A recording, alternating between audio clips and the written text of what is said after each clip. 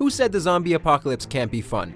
Welcome to MojoPlays, and today we're looking at some of our favorite zombie plagues in video games.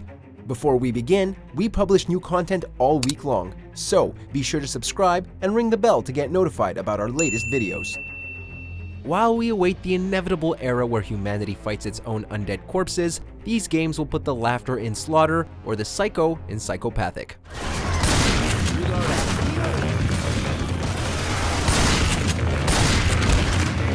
Dead Rising series.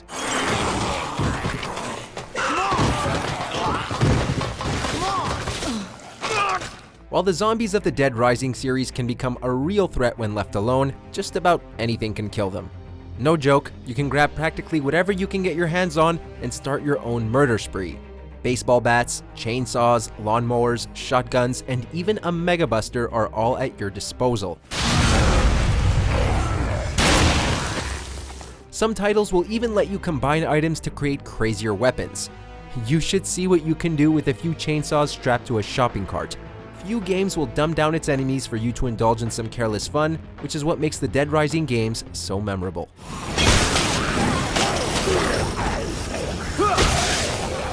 Necrovirus, Plague Inc.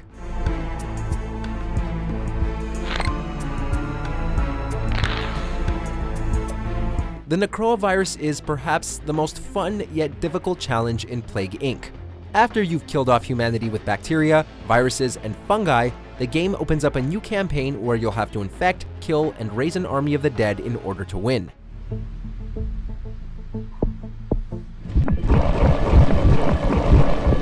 However, humanity will do more to fight back even after the search for a cure fails. Players will quickly meet the ZCOM army and will have to use DNA points to try and overwhelm its bases.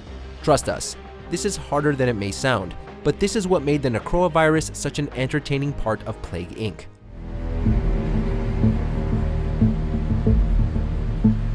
Stubbs the Zombie in Rebel Without a Pulse. You don't see too many zombie games with a comedic tone to its world, which is precisely why Stubbs the Zombie is so great. Whereas Plague Inc. had you control a virus like some omniscient overlord, Stubbs the Zombie lets you control the titular character and start the zombie apocalypse with your own rotting teeth. Think Pikmin, but with more or less brains.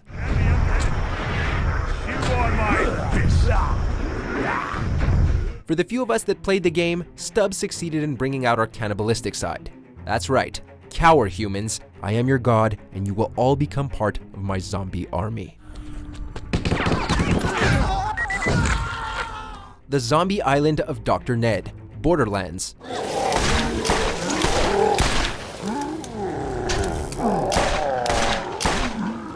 Borderlands was already a hyperactive child of a game, and it only got crazier when its first DLC, The Zombie Island of Dr Ned, dropped a month after launch. Dr. Zed's evil twin brother, Dr. Ned, has turned all of the inhabitants of Jacob's Cove into zombies, and it's up to you to stop him.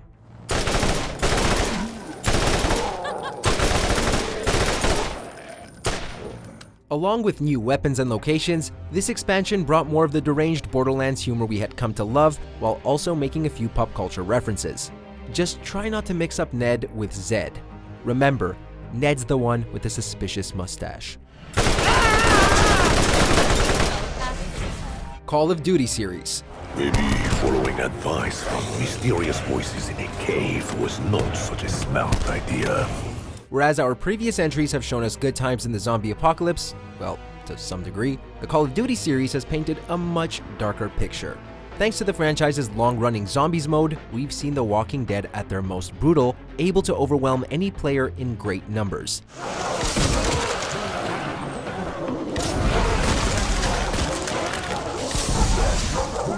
It also doesn't help that there are so many zombies that can easily disorient us or destroy armor in a single hit. I'm looking at you, Panzer Mortar. Despite all our frustrations, the difficulty and tense moments is what made the zombies mode such a must-have in future COD installments. If your trainer is here. The Plague of Undeath, Warcraft 3 and World of Warcraft. The Lich King is pleased with your enthusiasm. As with many of its stories, the Warcraft universe told a compelling tale that involved a massive zombie plague inflicted by the Lich King. This was to weaken any opposing forces come the time he invaded Lordaeron and its neighboring kingdoms. A paladin turned knight named Arthas Menethil was tasked in stopping the undead scourge, but in his quest for power, the cursed blade Frostmourne made him a death knight fighting for the undead. You no longer need to bear the weight of your crown. I've taken care of everything. As troubling as this tale is, the Warcraft universe has provided players a new experience with the undead class, offering a playstyle that focuses less on resource management and more on building swarms and strong magic. The gates have been opened. Once we've dealt with Sylvanas, the Inner Kingdom shall be ours. Left 4 Dead series.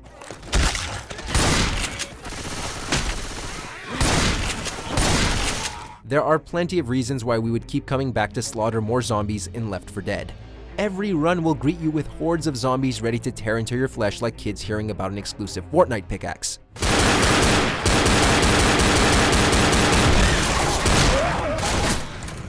Don't expect to face your typical brains zombie either. The Left 4 Dead games house various types of infected, like the constantly vomiting boomer or the wailing witch. Of course, the game will throw a few curveballs specific to whichever location you're in. But one thing remains consistent: the horde of zombies will just keep coming.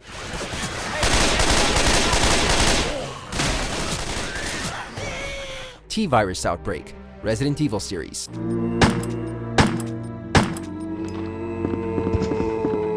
It is perhaps the most notorious zombie outbreak in gaming history.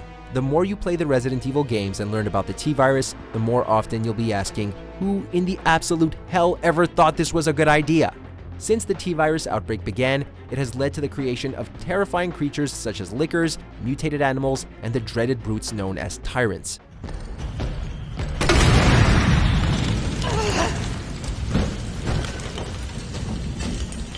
We'll never understand how the Umbrella Corporation continues to fail in containing the virus, but there's a small part of us that doesn't want the terror to end. Besides, how else can we see something like Mr. X in a Speedo?